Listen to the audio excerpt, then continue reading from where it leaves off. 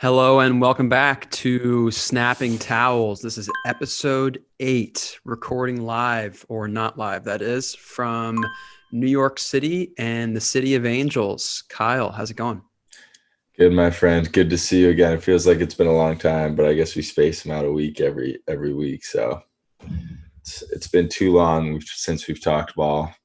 Yeah, it's a not so late night episode this week, which is good for Cam.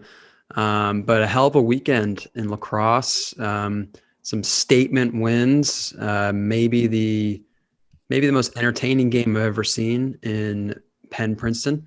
But I think we should just start chatting about that right now. I think that game stole the show. I think there was really no other game that even came close when I look back on the weekend. Not even And close. Everybody was talking, Terps who's going into the weekend. yeah, I we were think I excited said for that I'd that be too. watching. Yeah, but I think I said I'd be watching Ivy League lacrosse over March Madness, and it did not disappoint. No, it didn't. It was an absolute thriller. There's really nothing better than one of those Ivies that gets packed on a Saturday and the kids show up and deliver a performance like they did. Both teams. It was incredible. Class of 1952 stadium, absolutely packed. Beautiful day in Princeton, New Jersey. Final score was 21-20, an overtime game. I said it last week. I'm really impressed with Penn's ability to play in all different types of games. Right? We've seen them win, 12-8, 12-9. I think they had a 9. What was their Villanova score was 7-6 or something like that. And they can Mhm. absolutely hang in any type of shootout, as we saw on Sunday. Unfortunately, they lost. Unfortunately for Penn, they lost. Probably the biggest win for Princeton, maybe in a decade. Yeah.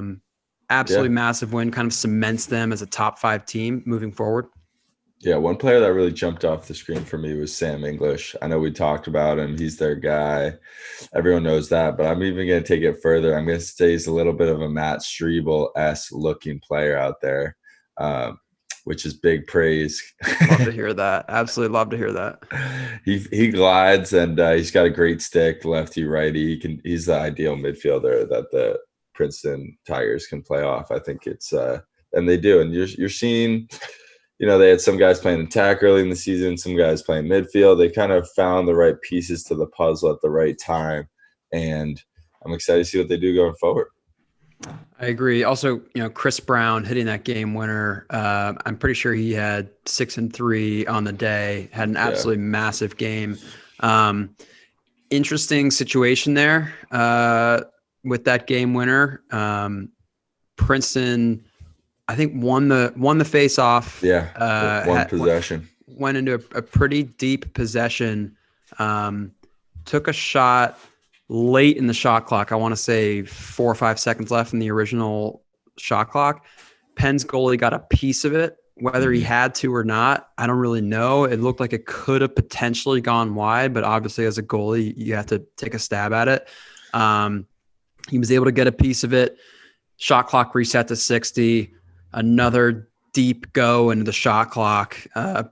Princeton working it around, and one of Penn's pulls sticks breaks. The kid's got to run off the field, creates a 6-on-5, and Chris Brown gets hit on the low lefty wing from about 6 and buries for the game winner after a 9-point performance. Yeah, Absolutely insane game. yeah, it was. I think it's tough because you see a 2021 game and you really think, the goalie wasn't a factor, which is a bummer because in a big game, you like to see crazy saves and there just weren't. These kids really liked every shot they saw. Yeah, it Just was the fact incredible. Penn pulled their goalie late in the third, I believe, Yeah. switched it up, which isn't a good sign in a burner of a game. But, Yeah, I think Penn's goalie is going to be fine moving forward. I think it's just kind of a coaching decision at that point. Like, all right, he's just not seeing it switch it today. up. Yeah. And Princeton went up 9-3. They were up 9-3 in the first quarter, and then Penn got, I think, 3 straight man up opportunities, which they cashed in no problem at all. To make it 9-6, and then they're kind of just trading goals back and forth, frankly, from there on out. Sam Hanley had an 11-point day. I mean, I think he's the best midfielder in the country. I don't think it's a question at this point. He's got the green light to shoot from 15. to dodge from absolutely anywhere. Kyle and I were talking in the pre-show today. You see a lot of big midfielders dodging from your typical spots, right? Coming out of the box, climbing the ladder, getting ahead of steam, or maybe from that high wing. He'll take your team's number one pole from a flat-footed position at the restraining box and just go barreling into him to create offense. He also just absolutely zings skip passes like I've never seen before. He really puts him in spots where no one is expecting him. And I think he's the midfielder of the year, no question. I think he's first half of the year. I think that's not even a question at all. And I think he's only getting going. I'd be surprised if he's yet to have his best game, especially when the lights get bigger and they go down the tournament stretch. I see him having an epic performance late in the tournament. One guy I saw the story on the broadcast, Eric Peters, the goalie for Princeton, living at a wildlife preserve. Pretty cool. Living with wolves. You're not gonna be scared of a rubber ball if you're working with wolves and petting them and all kinds of shit like that, which is just crazy. That's for damn sure. I mean, and just one more thing about Hanley. I mean, he really he handled Song. Song is an excellent pull for Princeton, and the size mismatch was just so apparent. Yeah, one goal that stuck out that was kind of an iffy call by the officials was Chris Brown's goal in the fourth that was called off where he went underneath and kind of one of those classic 2 feet, sliding dunk pushed in, and they didn't really even think about it. They quickly called it off, and I was like, whoa, that's a routine play. You see that so much where they call that a goal. I didn't really, we're in the press box there on the field, but if you replayed that, I think it'd be a closer call than how quick those refs made it. And at that point, I think Penn was up 1. Agreed. Huge call there. One great sign for Penn is, their usual suspects showed up. Gergar had a great game. You already talked about Hanley enough, but this kid, Cam Ruben, he had 7 and 2. I'm pretty sure he had like 3 and 1 on the season going into the game. Pretty unbelievable. I mean, the way he gets his hands back from the lefty wing, shoots with blind confidence. Every time he pulls it, like I'm confident that it's going in. Also had a really sick backhanded goal off a nice feed from Hanley, top down feed. Kid can score in a lot of different ways. Just a great sign for Penn moving forward. Had this emergence of Cam Ruben. I think the difference for Princeton, though, because they came out with the win. I mean, we're talking a lot about Penn. Princeton's the overall team that came out with a better performance. And I think the difference maker was Jake Stevens. He's a D midi. He plays man up crease, plays O midi in transition. There wasn't a play where this guy wasn't on the field, and he took advantage of his opportunities. I thought he was great. A guy you just are an absolute wrench. Guy you just want on the field in the massive. Yeah, totally agree. Huge win for Princeton. I don't think it's a massive loss for Penn. I think both of these teams have legitimate Final Four chances. This could be we might see a second matchup with them in the Ivy League tournament, and who knows, maybe even a third matchup in the NCAA tournament. I don't think it's not. Hopefully they separate them, but it'd be great if we could see them in the Final Four play each other. But just two teams with huge aspirations for this year. I don't think this loss hurts Penn at all. I think it's a massive win for Princeton's tournament resume, of course. But just an Ivy League battle, and not the only one of the day. But we talked about the other game that kind of stole the headlines, at least going into Saturday. Maryland, Virginia, huge statement by the Terps here. Big time. I think the difference was the transfers that Maryland's got. Donville and Kahn from Villanova. It's hard to look away when the transfers had, I think, 12 points. 10 combined points. Donville had a Hattie, and Keegan Kahn at 4 and 3. Yeah, I mean, that's the difference. And you didn't see a lot of people. Like, Virginia doesn't have any transfers like they did last year. They had that D3 guy or D2 player of the year. Yeah, Bertrand. From Merrimack. Yeah, he was a sick player, but still is. But I thought, it looked like Maryland blew them out. I thought it was closer than it looked on the final sheet. I think Maryland just took the fourth quarter and ran with it. But I think with 10 to go in the fourth, it was Virginia knotted up 11-14. And if you're a Virginia fan, you think you're in the game. Totally. And yeah. quite the opposite happened. It turned into a gong show for Maryland. Yeah. And honestly, kind of everything went right for Maryland down the stretch. They were canning all their shots. They hit a 60 yarder on a 10-man. That went viral. Yeah. There's definitely no moral victories in Charlottesville. That's for sure. But, again, just as Penn, not a disastrous loss, losing to Princeton, even though it looked like a lopsided final. I don't think this is going to have a massive impact on Virginia's season. I think maybe it might even be a wake-up call, and this could be a loss, at the end of the year. If Virginia is in the national championship, maybe they three-peat. This could be that kind of turning point in the season that they're all talking about. Like, that loss to Maryland in DC back in March really kind of woke us up. We were cruising for 6 or 7 games of the year, absolutely lighting teams up, and we get spanked by a really good Maryland team. Also worth noting that it's kind of a revenge game for Maryland. Absolutely. So I think Maryland really wanted to come in and make a statement.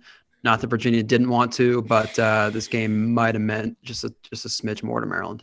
Yeah, I mean, Maryland had 7 multi-goal scorers, which is out of control. But also, you saw Kate Sawstead out there in the mix for Virginia, their best close defender, with that just a massive knee brace on. He didn't look 100% at all. He got torched by Owen Murphy one time behind the cage that you got to think doesn't happen often. So maybe he's not throttling down as quick as he'd want to get to the new spot, which is tough to see. But he played the whole game. I guess that's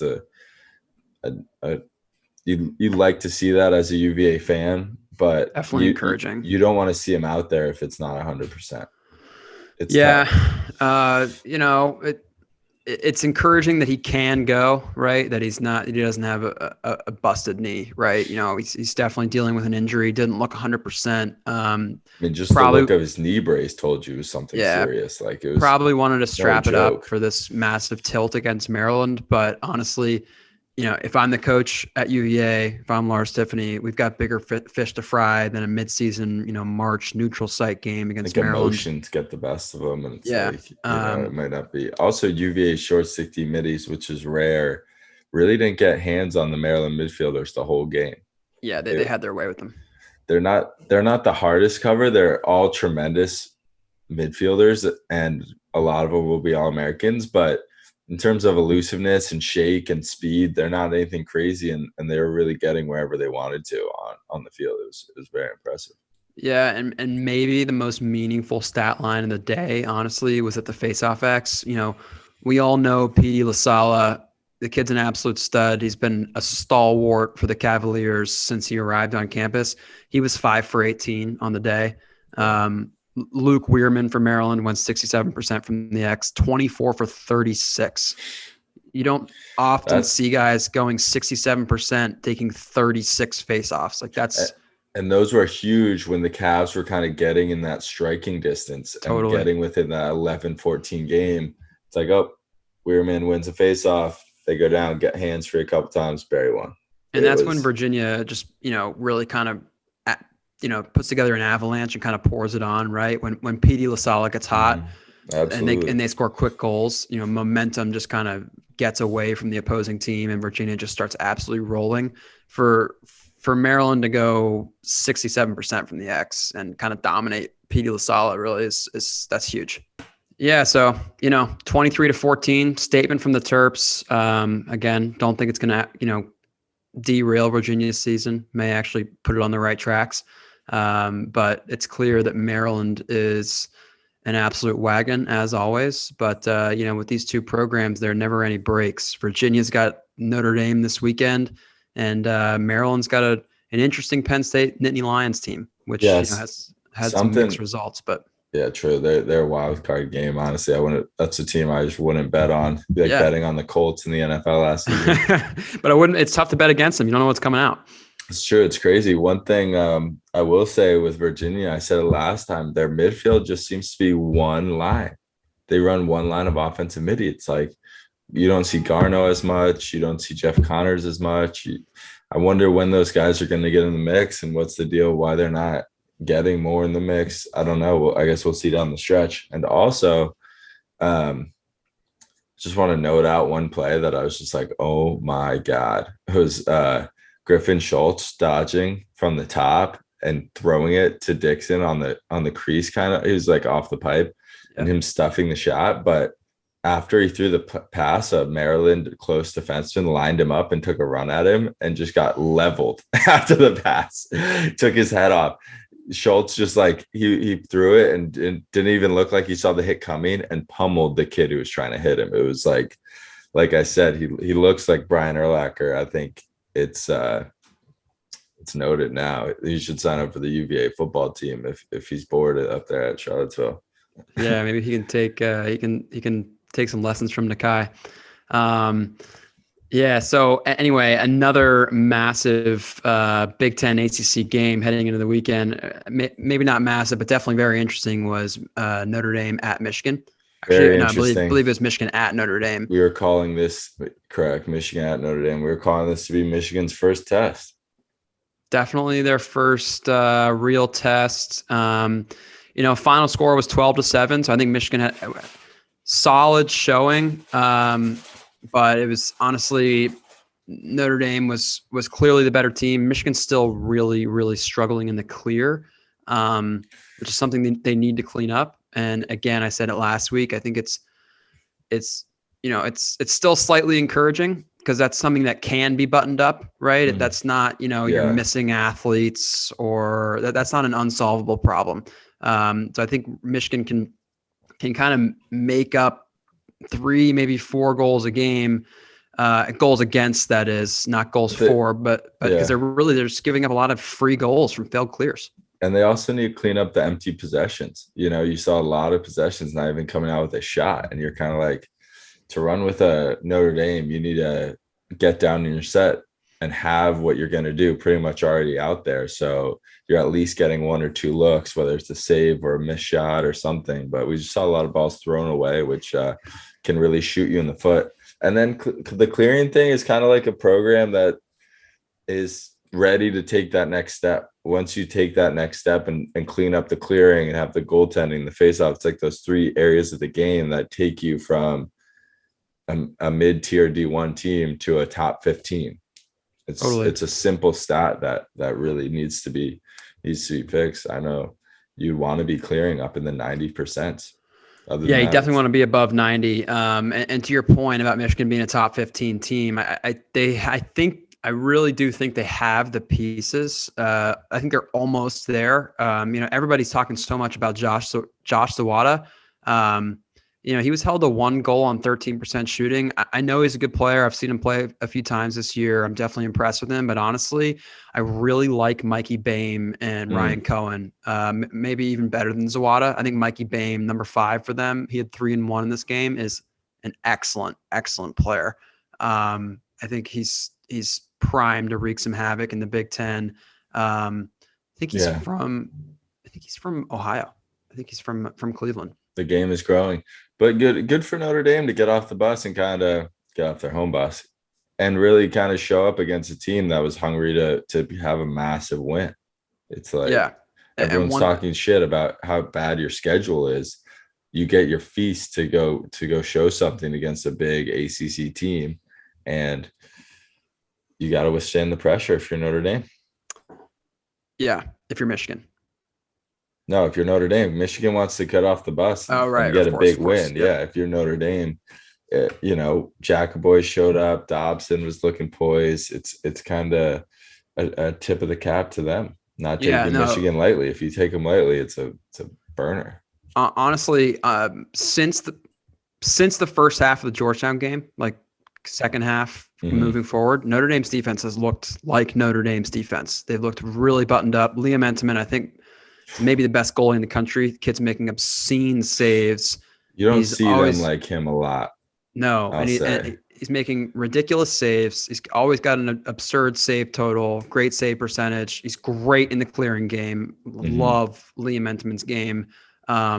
He's one of the best players in the country, period. But it was really great to see out of Notre Dame's offense. We've been talking a lot, like, they've got 7-8 guys registering 1 goal or 1 point or 1-1 in these games. The Kavanaugh brothers really separated themselves. Pat had 4 assists. He really, his head was up the entire game. He was dodging with his head up, played primarily as a feeder, and Chris Kavanaugh was on the receiving end a lot of those. He had 3 and 1. I think all 3 of his goals were assisted from his brother. But Notre Dame's offense looked far, far more in sync. It was really a complete team win. First time we've seen that from Notre Dame this year, and it's perfect timing heading into the Virginia game this weekend. Absolutely. 2 other teams that had very in sync offenses and defense, kind of turned into a little 6-on-6 war, was Yale Cornell, another big game on our schedule. It was really cool to see those teams be in Cornell. Looked like a beautiful day. There was tons of people in the stands. They're kind of spread out though. It's kind of a weird stadium. Kind of reminds me of Colgate's a little bit. It's a little big. Yeah, it's a little big for Lax, to be honest. But it's a classic place to play. Love that Cornell is officially back. Cornell looked so sound on both sides of the ball. You said it perfectly. It kind of turned into a 6-on-6 battle. Really, just a lot of fun to watch. Matt Licciardi is really good for Hardy Cornell. Starter. A deceptive dodger. Yeah, an absolute problem, because if you put you short stick him, because the other 2 big athletic middies you got, he gets the short stick, and low key probably their best one-on-one dodger. Yeah, no one wants to face it. I think if you pulled him, it'd be a problem for Cornell. So yeah, no, I agree with that. It'll be interesting to see moving forward in Ivy League play if that happens. And Kyle mentioned a retro Ivy League midfielder earlier in Matt Strebel out of Princeton. Licciardi reminds me a lot of John Glenn. I don't know if anybody remembers John Glenn. He was the number 2 midfielder behind Sebald on that 2009 team. He was an All-American himself, took faceoffs, played defense, played offense. Licciardi doesn't do those 2 things. He just plays offense, but he's really small, deceptive dodger. He's more skilled than John Glenn, but can score lefty and righty off the dodge. Small dude too. Yeah, exactly. That's what really reminds me of John Glenn, is their stature. Both are smaller, very thick. Really, really like his game. Perfect Ivy League perfect Cornell midi. But yeah, I mean, we talk about Licciardi, but Brandow for Yale and Kirst for Cornell are the best players in the field. Yeah, no doubt. I thought, kudos to Cornell for winning, but I thought Yale really showed a big comeback and a push there. They were down 4 or 5 in the 4th quarter.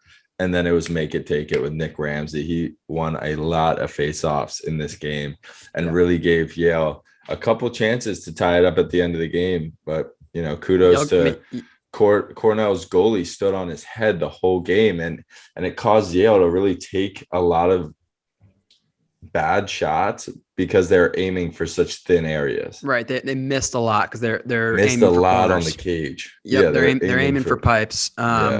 He had a great game. And one thing about Nick Ramsey kind of spark plugging that comeback in the 4th quarter.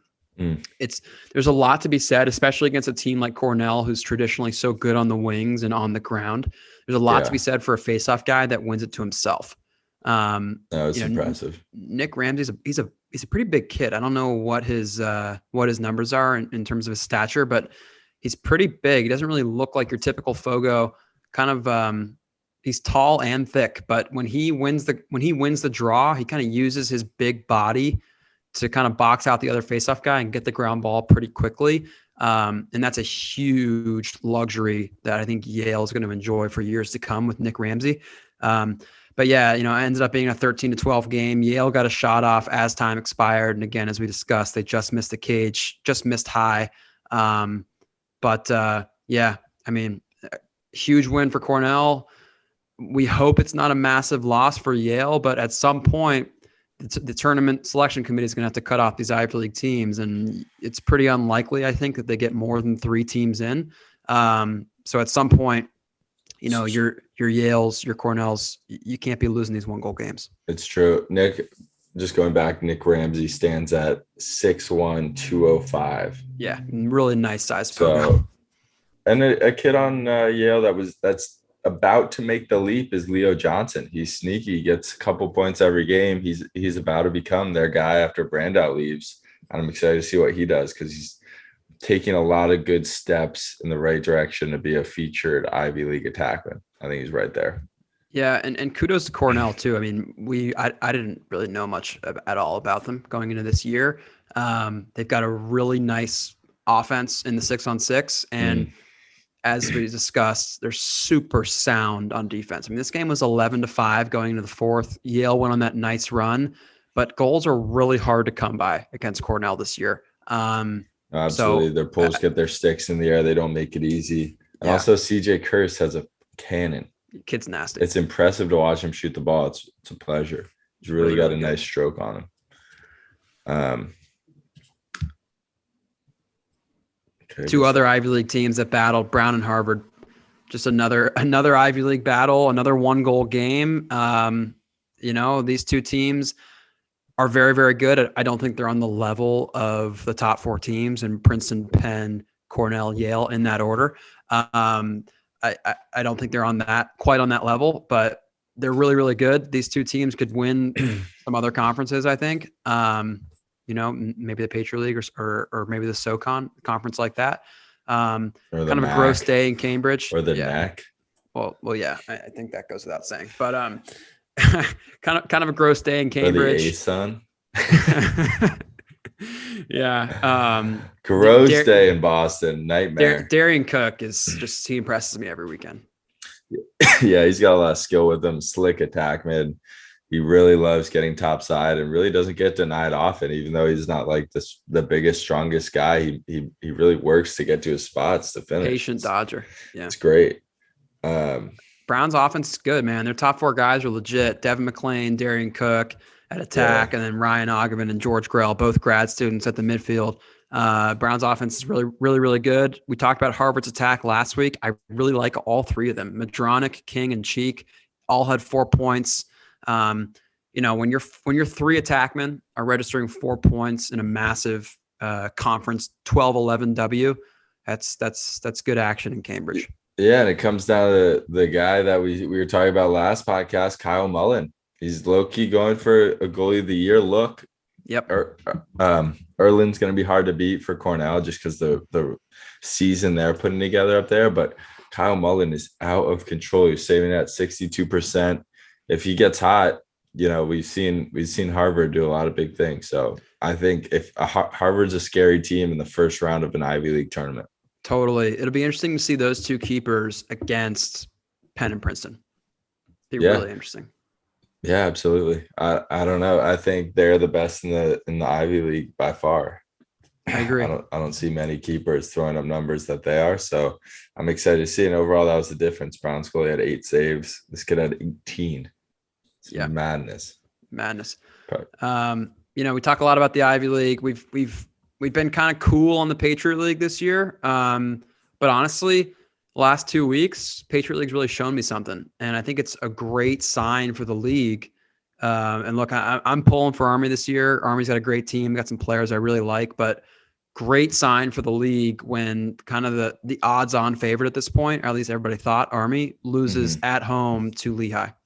Yeah, no, it's one of those ones where playing in the Patriot League, we know more than anyone. There's no one safe when it gets those top 4 teams in the Patriot League and going in any given week to one of these stadiums. The visitor could easily come out with a win. Yeah, 2 rock solid teams here. I think they're pretty typical. They're pretty Cecilberger also won 70%. Just throwing that stat out there. Yeah, I mean, Quadzilla went off at the X. That's the problem. That's 17 for 25 to himself. I would love to play wing at Lehigh. It's like it's all beauty. You don't have to do anything. Right. He's gonna win to himself, or he's gonna get all the attention and put in a nice spot for you. But that's clearly a difference maker in a 1-goal game at Army. Yeah, another difference maker for Lehigh is this kid Cole Kirst. I wish we had somebody to fact check this. I'm not sure if he's related to CJ Kirst at Cornell. A lot of Kirst coming through the ranks. I think this is the brother from the Rutgers guys. And Interesting. And that like, would make remember sense that too. whole saga last year where Yep. it was like the Rutgers, there's two of them on Rutgers, maybe three, and then two of them on Lehigh, and they played in the tournament. So they made it like a Yep. big story. I think Yeah. he's You're one right. of them. I don't think he's related to CJ Curse. I think you're right. This kid Colkhurst is a really good goal scorer. Nice sized kid. One of the better Lehigh attackmen I've seen in several years. Yeah. I think Kind of he'll Dan be Taylor-ish. exactly. Yep. I Big, think not going to blow definite you away all with Patriot League speed. performer. Yep. Yeah. Kind of a quiet. Go ahead. No, I was just going to say it's a good win for a needed win for Lehigh. And, Totally. a slip up that could hurt Army's. They're going to be in the postseason for the Patriot League, so it's not going to hurt that. It's going to hurt them their hosting probabilities. It's going to hurt their hosting probabilities with the Patriot League tournament. Yep. And also, if they don't win the Patriot League and, if they slip up, that wouldn't be a slip up, but say they lose the Loyola regular season and they, BU is pretty good, dude. BU took Harvard to the brink last night. They're 7-1. BU, I always have respect for. They're always a little better than everybody thinks. Bucknell can score too. They have Cornell on the list. It's always a toss-up when Navy Army play each other. Their losses are Rutgers and Lehigh.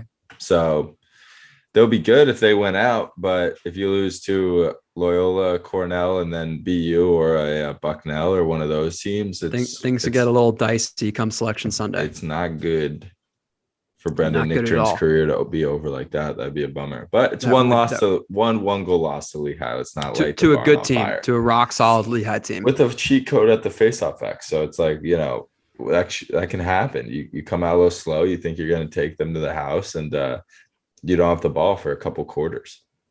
It's one of those things. No, totally. And every time you score, it gives Lehigh a chance to rebuttal. So yeah. Another Patriot League battle. Speaking of Bucknell at Loyola. Bucknell had them on the ropes here. Smell that? It's the Hounds catching their wave. It's tasty too. Coming off a Duke win, having the Bison come play one of those sneaky Patriot League games like we were talking about. Yeah, Bucknell coming off a big win against Penn State on Tuesday of last week. Definitely have some momentum. I think they were 7-1 heading into the day. So maybe 6-1. So Bucknell's a solid squad this year. Bailey Savio breaking the Loyola ground ball record. Pretty cool. I think beating his brother, right? Correct. It was like 405. Is it a Patriot League record as well? Probably. I think so. I think that was the bigger one. But yeah, that's a shitload of GBs.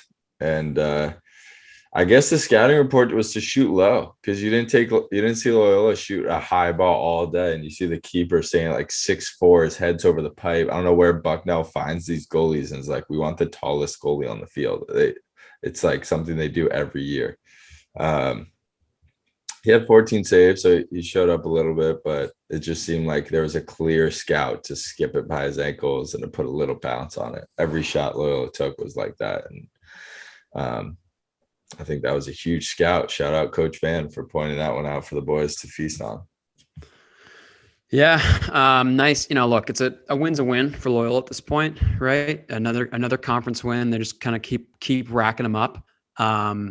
So even though probably a little closer than they would have liked, big win for Loyola, I would say. Amen. Another massive win, an upset, some would say, definitely heading into the weekend. Denver over Ohio State. This game was in the shoe. Jack Hanna, an Ohio boy, returning home to Ohio, putting on a really nice performance, dumping in a hat trick against the Buckeyes. The Buckeyes smoked UNC. There's a lot of hype around them right now. Jackson Reed, Jack Myers. They're a pretty sexy team right now. Yeah. I think a lot of people sold their Denver stock several weeks ago. Just a huge win for Denver to get back on track before Big East play. No, absolutely. You love to see it. If you're a Tierney's probably getting ready to keel over after the season they've been having, but going into the shoe and playing against those refs we've talked about, it's no easy task. And shout out to Ohio State for scheduling a Tuesday game after a Sunday game and getting a win against Dartmouth. That's impressive as well. Yeah, against a solid Dartmouth team this year. Dartmouth. Look, Yeah, Dartmouth it was up wouldn't be 3-2. talked about unless they had a couple of those big wins early in the year. So Yeah, no, but Dartmouth was up 3-2. Six was 6-6 at half. They were unable to score a goal in the second half. Final score was 12-6. I did not have eyes on it. My dad was actually at that game in the Horseshoe. Yeah, no, credit to Ohio State for a quick turnaround against an Ivy League team and taking care of business after a disappointing loss against Denver. absolutely. Yeah. In other lacrosse news, PLL. Big news coming out of big, PLL this big weekend. week for the PLL this week. Yeah, it's exciting. I hope it gets the momentum it deserves. It's a good league. It's a good model. They travel around the country. They're playing in front of everyone's eyes. If you're a young kid and you want to see the best ball in the world. For our listeners who aren't quite following, the PLL signed, I believe, I don't know how many years it was. 4-year deal. 4-year deal with ESPN, the worldwide leader in sports. Huge step for the PLL and for the game. Not that it'll be the first time ESPN has aired professional lacrosse. The MLL had its fair share of ESPN games. And the MLL has their contract. Yep. So, but it's fair to say, as we all know, the PLL TV product is insanely better. So I think just having it on ESPN, having it a little bit more accessible, it was a good first contract to be with NBC and to get on Peacock. I think all that is good, right? To have a legit TV deal, but being on ESPN, it's a different level. It's more accessible to more people.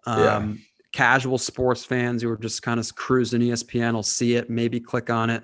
I think it's just an awesome step for the league and the game. Absolutely. I think it's going to take it to the next level. I think, you had to have a Peacock subscription and then maybe 5 games out of the whole year were on NBC Sports. So it's kind of random and rogue. I would love to see the PLL have those Saturday games on double headers. There's nothing going on this summer on ESPN, really. Right. And everybody's got ESPN, right? Yeah. Peacock, you got to pay for. And just another subscription. Yeah. No, I think it's huge. And they also came out with them signing players to new contracts as well. They're doing kind of a piece of the pie situation, as I'm going to say. I know there's a better word for it, but essentially the team's going to get X amount of money and they're going to be able to pay the players what they think they deserve. It's an interesting model. It's giving the coach a lot of power. So if you're not one of the coach's guys, it could affect your money. And if you deny your contract, if you don't want to take it, you have full reign to walk to join another team. It's an interesting little wrinkle. So we'll see. That is an interesting wrinkle. We'll see how many guys get kind of a little fed up with not getting the respect they deserve while performing and pulling the chute and go to join another team before the season. Yeah. And I think, in the game of lacrosse, I think that's a good wrinkle just because all these guys know each other so well. It's kind of easy to kind of jump to another team, I think, in the PLL. Maybe not to every team, but you got college buddies or guys you played against, guys you maybe played with in the summer, maybe you've coached with, guys you played with back in high school, what have you. I think that's actually a really, really cool thing. And you see where you stand with your coach. If he's trying to lowball you, he doesn't. It's super interesting. It's not awkward, but it's kind of one of those things. It's like, wow, you really think I'm only worth $20,000 for a whole season? Like, but also my body on the line here. Yeah, exactly. The opening odds came out, and that's also another thing. They've got the Water Dogs at plus 350 to win. So I don't know. The PLL is doing a great job. All right. Hammering the ESPN contract, getting that locked down, and then really kind of getting the betting exposure out there. Everybody knows about betting lines, betting spreads, pregame and stuff like that. But, futures bets are a huge part of the gambling industry and gambling community in all these big time leagues. So for the PLL to be dropping, championship odds in March is pretty cool. It's So the Water Dogs I don't necessarily agree with them, but it's pretty cool. The Water Dogs are the early favorite. Who's your favorite right now? I'm putting you on the spot. This has not been talked about pre-episode. I'm looking at it right now. The Water Dogs kind of shocked me, honestly. I would have thought, and I don't want to go chalk here. I would have thought the Whip Snakes would have been the favorites, and the Chaos would be in number 2. I'm going with the Redwoods. Wow, if I had to put money on it right now at plus 500, I think that's pretty good value. I think the best value I'm looking at is Redwoods plus 500 and Atlas plus 550. I think a sneaky one that is a team that's just been waiting to get a couple of the right pieces that will make a run at plus 550 is the Archers. I think their offense is explosive. I think if they connect in a couple games like they did early in the year, they were looking like the favorite right off the gate. With that being said, I'll also take the Bulls with the reigning faceoff champ, Trevor Baptiste. You got Costabile, obviously our boy on the show, Dennis. I think they could make a run as well. Jack Concanon, let's not forget about Jeff Teat. Jeff Teat. Also, Jack Concanon was out for half their year with a lower waist injury. Yeah, no, that was aside from the Redwoods at plus 500. I thought the Atlas looked like the best value, honestly, at plus 550, given their roster. The strides they were able to take last year, lost some really close games last year as well. I'm going to have to disagree with you on the Archers. Like, are they getting a little old? Maybe. We'll see. Yeah, I know Manny's had a tenure in the league. It's hard to say. Schreiber, Holman. I think we'll see. Honestly, Schreiber, I think Schreiber's going to continue to age like fine wine. I have no do you go to an Ivy League? Oh, yeah, he's a Princeton guy. I'm not even an Ivy League guy. No, I think it's safe to say you're an Ivy League guy at this point. We don't have to hide I'm absolutely anything. not. I'm absolutely not. We had a full discussion last episode. I'm a Colgate Raider and will always be a Patriot League guy, but I just I call it like I see it. And the Ivy League is the best conference in the country. That's what we do here on Snapping Towels. Yeah, no, I think the Archers honestly are getting a little bit old. I think. Yeah, and the goal, I see it. I think plus 550 is pretty generous for the Archers. Like the Cannons at plus 1400. Talk to me about the Cannons. I know they lose Paul Rabel, but goat? Yeah, I know they lose Paul Rabel, but they have two goats on their team. You lose Paul, which is big. I think he was coming off an insane season. He did have knee surgery in the off season. I think that may have caused his retirement just from seeing what he's been doing. I know he has not put the stick down or has taken off working out like he used to. I think he still goes hard. I wouldn't be surprised if the 2023 season has a nines comeback. But wow, that's a serious call right there. Heard it here first. No big deal. Honestly, I think he hung it up just because he had such a great year. He was like, all right, he's kind of going out on top at an individual level, to be honest. We'll see. We'll leave it up to time. Time will tell. Maybe we'll get him on the pod. He can talk about it. But I think I love the Cannons. When is Brody gonna hang it up? Because he just got extended. He was like their first extension. Yeah, he just got an extension. I want to know what they're paying him. He's never gonna hang it up. It's crazy. I can't believe it. It's honestly every year it's talk about fine wine. He morphs into he's not as athletic anymore. Oh, his stick's he's gonna nugget 20 balls a game. It's just that player. There's a burnout on Kyle's street. Welcome to California. Burnout Boulevard out front.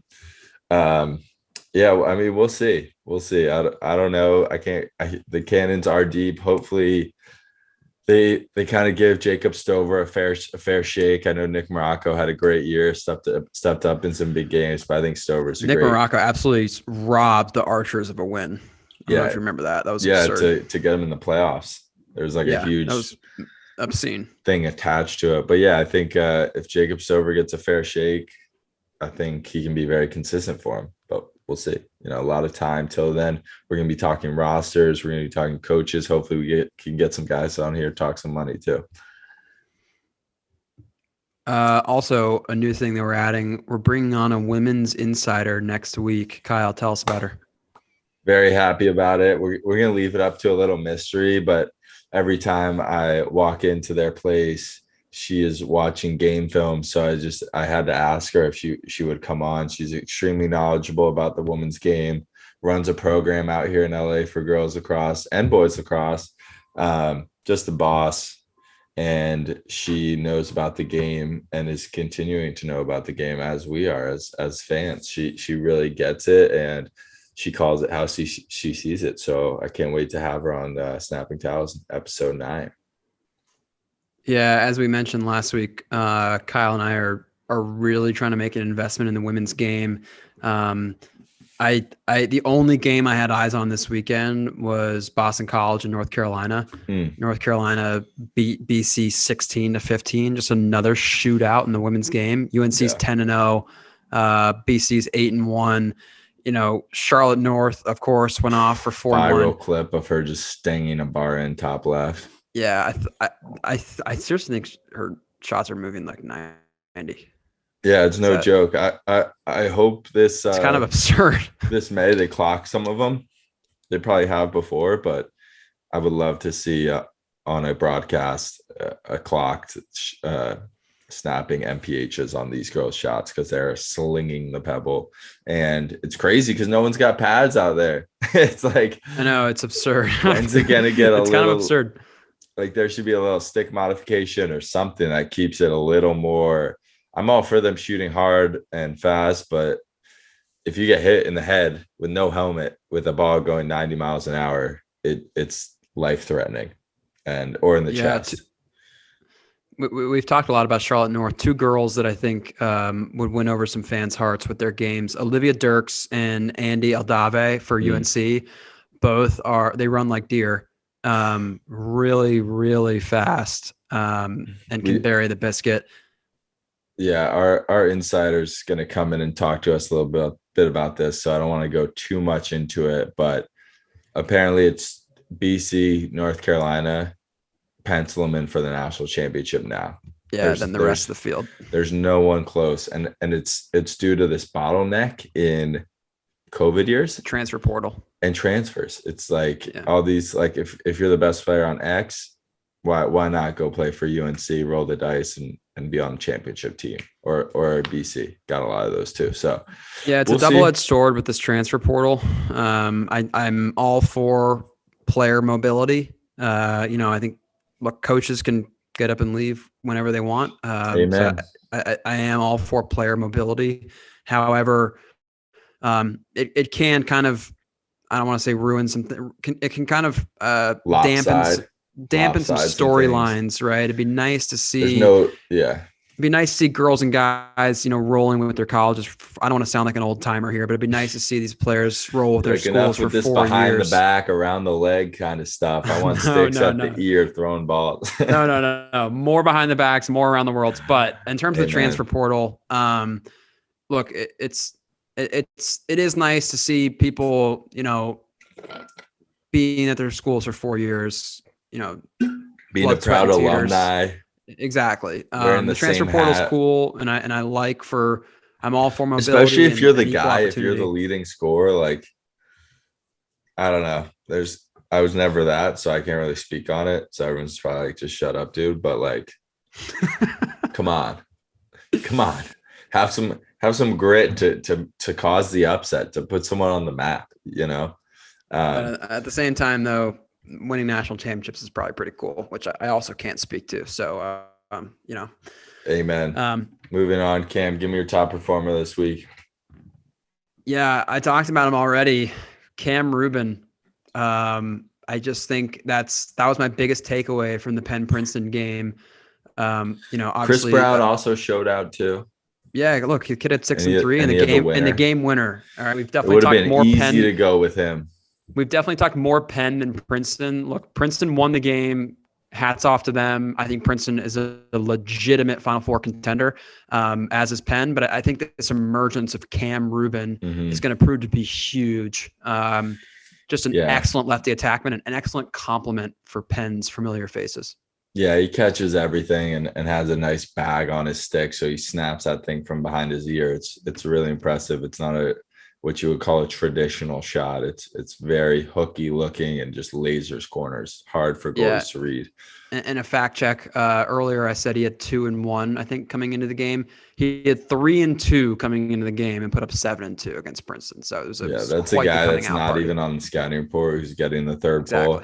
Granted, the Princeton goalie didn't make a save, but I think it was tough. He got a lot of close shots to the cage with his hands free, and that's a lot to do with Hanley just shoving these balls when his defenseman's a step off his line. It's crazy. I'm going with Jack Hanna going to the shoe. Big win for Denver. Denver's season's kind of teetering, and he stepped up with 3-1. He was the guy making plays for the Pios all around the field, and even this whole year he's been doing it. So I'm love giving Jack some Hanna. Pios some love. Yeah, I great really skill. He's an excellent player. I love that he's an Ohio boy as well. Absolutely, first time playing in the shoe. So yeah, I had to feel good. He probably had some bads in the stands.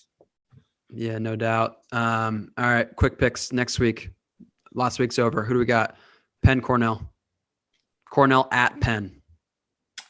Oof, you know Penn's gonna want to bounce back after that tearjerker. I'm going Cornell. I think they're solid. I love the way they're playing. Their defense is stout, and Erland and Cage is no familiar to triple-digit saves. I think we can pencil this in. I think we can pencil this in for maximum 2-goal game. I'm serious. Yeah. I think another nail biter. I think the cardiac Quakers come out on top here. I don't see this at all being like Penn Princeton 21-20. I think this is like a 12-11, 11-10 game. Yeah, back to reality with the goalkeeping. Yeah, and I just think Cornell's just too solid to be giving up high teens, low 20s. But I think it's a 10-11, 10-9 gritty win by the Penn Quakers. Ooh. All right. The first disagreement of the picks. Classic. Notre Dame at Virginia. Who do you got? I'm taking Liam Entenmann and the Notre Dame Fighting Irish to go to Charlottesville and upset UVA. I think it's tough timing. It's tough timing for Notre Dame because I think want it any other way. UVA is probably going to be pretty damn hungry after that shellacking they just took in DC to the Terps. But I think I think Notre Dame's clicking. I think their offense is kind of finding themselves. Their defense is rock solid as always, led by Liam Entenmann. I'm going to stop you there. Notre Dame struggled from the face-off X. I think Petey Lasala gets back on the horse, dominates the face-offs. I'm picking UVA. Okay. All right. So I don't want to hear all this. If they don't have the ball. That's true. That's true. So we haven't talked about the problems that Notre Dame's having at the X. It's kind of one of those things that can get blown over against a team like Maryland. But Petey Lasala is next level. He takes them to the cooker. He is. Michigan Hopkins, a bona fide All-American. Big Ten. Michigan Hopkins, Big Ten showdown. New blood versus old blood here. Hopkins. Sorry, Michigan. Coming off a loss to your Delaware Blue Hens, which we didn't talk about. Cam was talking about that before the year being his game of the year. So surprising. One of my games. It didn't get mentioned. I did promise our audience that my Delaware talk was over after the spanking they took from the Michigan Wolverines. But yeah, big win for Delaware over Hopkins. Just saying. Okay, back to the matchup. Michigan at Hopkins. You got Hopkins. Homewood. It's going to be electric. I'm taking the Big Blue. I think they play Notre Dame really tight. I think Notre Dame's way better than Hopkins. I think Michigan gets a big road win in the Big Ten. One of those games they need to win to kind of prove themselves in their league. I think it's going to be a good game. I think they're pretty evenly matched teams. They both can't clear the ball to save their lives. So that'll be an interesting wrinkle. I think it might be a lot of free goals for Zawada and company and Epstein and company. But yeah, moving on, we got big one. That's an understatement. Princeton at Yale. I love Yale's new stadium. I'm going to say it every time they play at Yale. It's a work of art. It should be in the MoMA. I'm going with Yale too. Wow. It's going to be rocking. That place is going to be packed. That Yale game's alumni in no Fairfield County. Yeah. Princeton with that huge win. A lot of their alumni in Fairfield County. I'm going Princeton Tigers with my goalie that likes to pet the wolves and feed them and like that. I think the Yale Bulldogs are hungry. They also have an advantage at the X, it's safe to say. So be interesting. Yeah, no, it's gonna be a great game. Another Ivy League battle. Patriot League, Army at Loyola. Huge game. Huge. Hounds are hot. Army's hungry. It's gonna come down to Loyola's goaltending. If Sam Schaefer can stay on this hot streak, would be a little bit of a gimme. I don't think he's on a hot streak, but if he can continue his solid play and goal, I think Loyola comes out with a win. But it's not going to be easy against a hungry Army team that just dropped one in league. Going with my Hounds, as I do every week, because I'm a loyal alumni. I think it's another just absolutely epic game. I think it's I think we can pencil it in for a 1-2 goal game. I'm going with Army bouncing back off a tough loss against Lehigh. I think these are the two best teams in the Patriot League. Depending on how the rest of the season goes and how these teams jockey for seeding, I think this could be a Patriot League championship preview. This is a huge game in terms of who hosts the Patriot League tournament, but I'm taking the Army Black Knights. Absolutely love it. Ohio State v. Rutgers. I'm going with Rutgers, man. I think Rutgers is hungry for Big Ten wins right now. They feel like as though they've been kind of slighted and shafted the last few years with the tournament selection. I think they know just how urgent these Big Ten games are and how important these wins are. Rutgers. I like that. I'm going to take Rutgers too. I'm going to join you. I think Ohio State kind of had that myth win against Notre Dame because the game plan for Notre Dame was just atrocious and it bit them right in the ankle. They also smoked UNC too. It's not going to happen again. I think Rutgers is too much offensively. Ohio State's got ballers, but it's really only three guys that you need to worry about. So Rutgers got more than 3 guys. Agreed. Georgetown, Lehigh. At Lehigh, it's kind of a sick matchup. Good for Lehigh. Yeah, I love it. You're gonna hear a mouse. You're gonna hear a mouse in that stadium. It's never empty. It's never crowded. It's a joke of a stadium. But I'm going Georgetown with a 10-goal win. Even with Quadzilla being a freak and winning every faceoff, I just think defensively, Georgetown has what could be 2 top 5 defensemen to go in the PLL draft right now. One's coming back this year and next year. Yeah. So they already have one. I think, and with their goalie, it's going to be a tough draw for Lehigh this year. But good on them for scheduling them. Yeah, I think Lehigh will keep it closer than people think. Georgetown's just the better team, got more players. I think Quadzilla and Lehigh's stout defense will help keep this thing tighter than I think most people would probably predict. But Georgetown's going to win this game. UMass Brown, one of those gritty ones, close in proximity of each other. Who do you got? Yeah, these teams play every year, at least dating back to when my brother played at Brown. As Kyle mentioned, really gritty Northeast matchup. UMass is better than people think. I think they're 4-3, but they took Yale to overtime. UMass has some players, big physical poles. I've described their defensemen as mass holes several times over our 8 episode. Love, yeah, no, that's all love. But I'm taking Brown. I think Brown.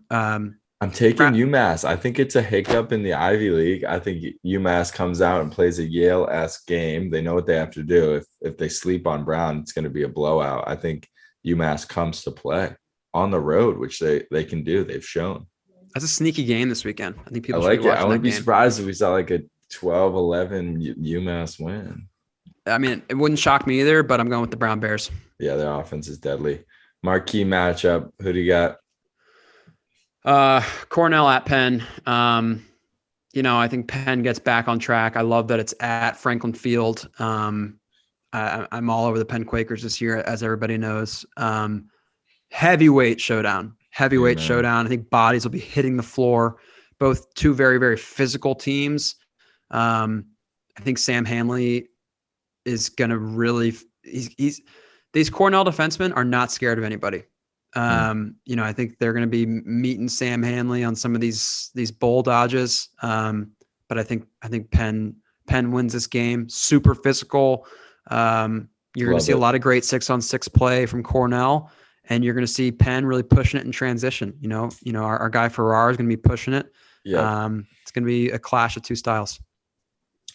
So I want to go Princeton, Yale, because they deserve it and they earn it. The atmosphere is going to be crazy. But I also want to go Notre Dame, UVA, because I'm a sucker for the ESPN crew that's going to be there.